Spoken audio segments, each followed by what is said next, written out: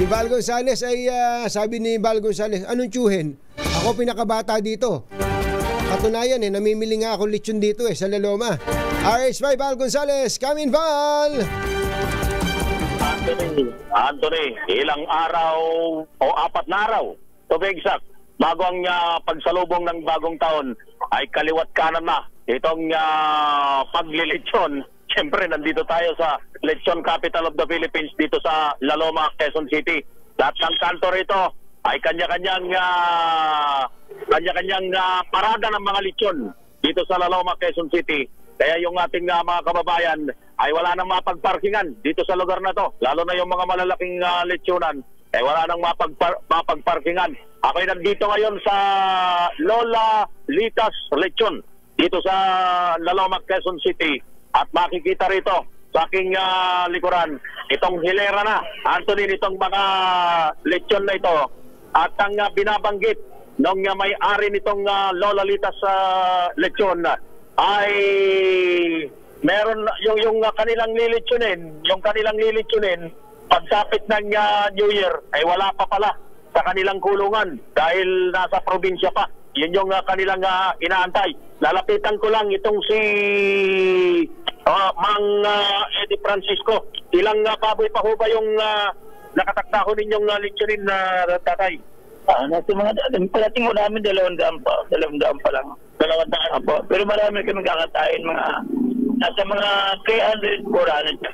Yun yung binabanggit nyo sa New Year. Opo. Sa New Year. Opo, sa New Year. Oo. Itong lechon na nandito sa ating likuran, yan ay ngayong araw, ilang araw ba? O ilan ba yung nabebentang lechon kada isang araw? Sa amin may mga 30 po lang nakakaubos kami sa ngayon. Sa inyo? Opo, may mahina po eh. Opo. Pero pag New Year, marami na ho yun. Magkano po ba yung isang kilo ng lechon ngayon? 1.5 daw ngayon, sir. 1.5 na ngayon. So itong nandito sa ating likuran, magkano yung pinakamaliit din 12 lang ngayon, sir. 12,000. 12,000. Yung pinakamaliit ay 12,000. Medyo mahal na. Pinakamaliit yun, 12,000. Oo, 12,000 ang pinakamaliit, Anton.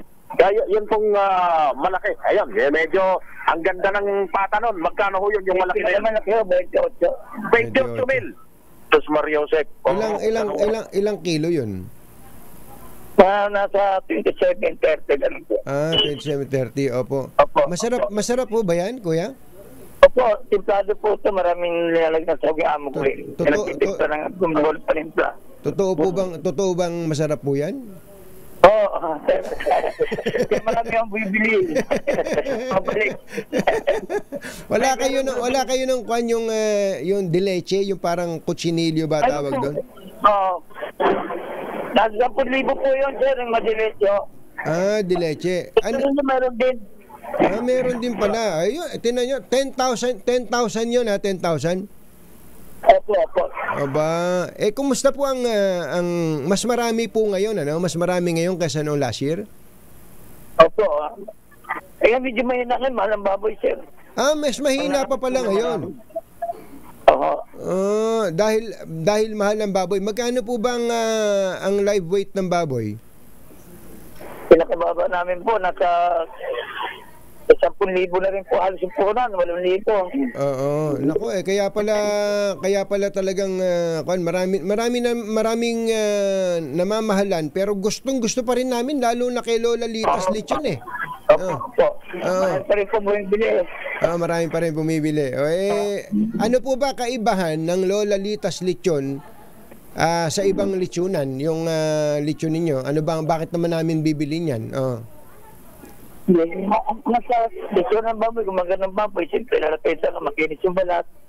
Tapos magandang lechon ng may timpla. Hindi, anong klase, ano ba lasa nung lechon nyo? Yung iba kasi, lasang lechon Cebu, suka ang ginagawang sausawan, ganun. Kayo po ba yun sa inyo?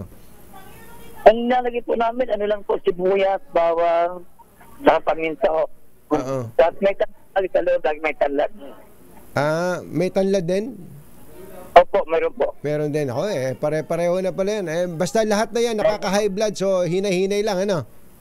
Opo. Ayun. Thank you, Kuya. Maraming salamat po sa inyo. Happy New Year!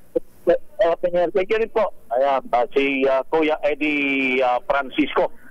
Ay tatanong ko sana, Anthony, kung may sili sa loob. Dahil Bicolano itong si Mang Eddie eh. Sarap yan. Ito yan, yung masigla. Ilang araw bago yung bagong taon, masiglang bentahan ng lechon dito sa Lechon Capital of the Philippines, dito sa La Loma, Quezon City. Ako si Val Gonzales, DCRH, una sa Pilipinas, una sa Pilipino. Metro Manila ngayon.